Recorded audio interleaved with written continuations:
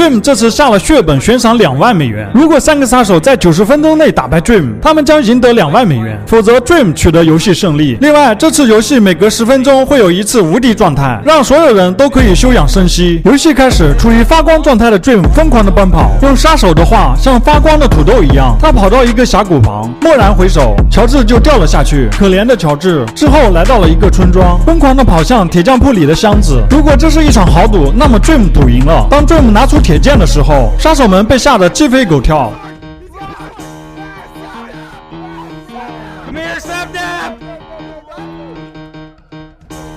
他回头拿完箱子里所有的物品，然后杀手被虐时段提前到来。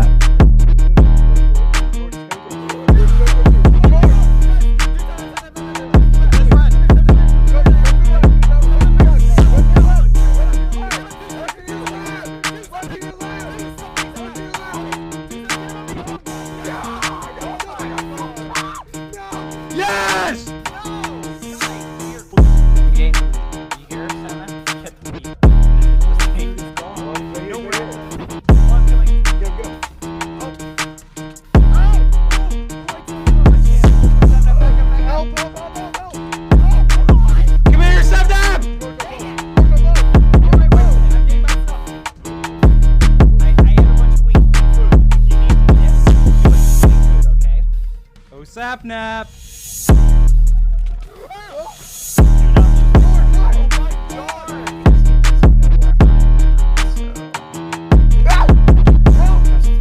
Give him away.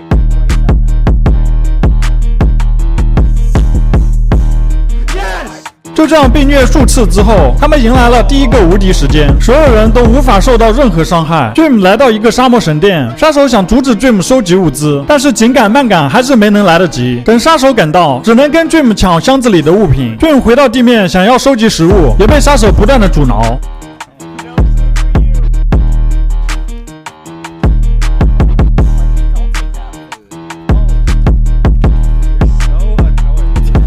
之后他驯服了一匹马，但是被杀手嘲笑跑得太慢，他又换了一匹看起来更野的马重新驯服。无敌时间结束，厮杀要继续了。面前的杀手只有一个人，他也不敢贸然行动。Dream 终于驯服了马，这匹马的行动速度果然快了很多。杀手又感叹道：“这是世界上最快的马。”杀手很快被拉开了很远的距离，但他还是紧追不放。Dream 突然回头。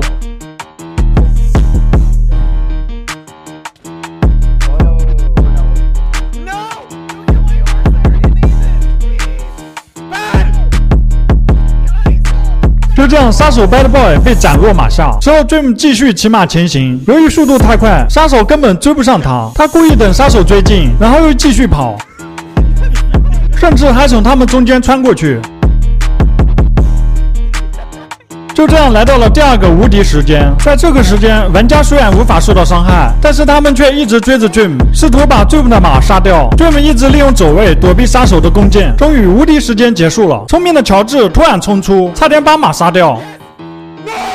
Dream 匆忙下马，想用干草豆治愈他，但还是被乔治精准的一箭射死。不得不说，这波操作，乔治打了一个非常漂亮的翻身仗。Dream 捡上马鞍，赶紧撤离。如果马鞍被杀手拿去，那对 Dream 将是一个灾难。Dream 回头，没想到被满身铁甲的乔治直接打成了残血。他拉开了一点距离，赶紧吃下金苹果。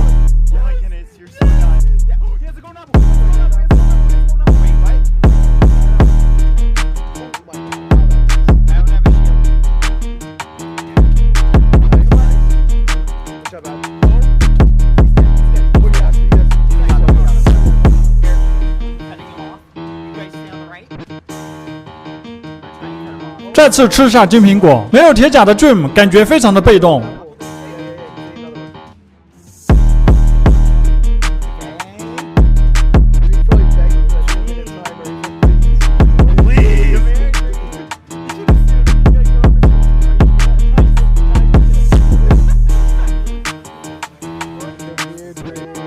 切换到斧头互殴，没有铁甲 Dream 吃亏很大。用水暂时减慢杀手的速度。之后 Dream 被迫向上搭去，他会如何操作呢？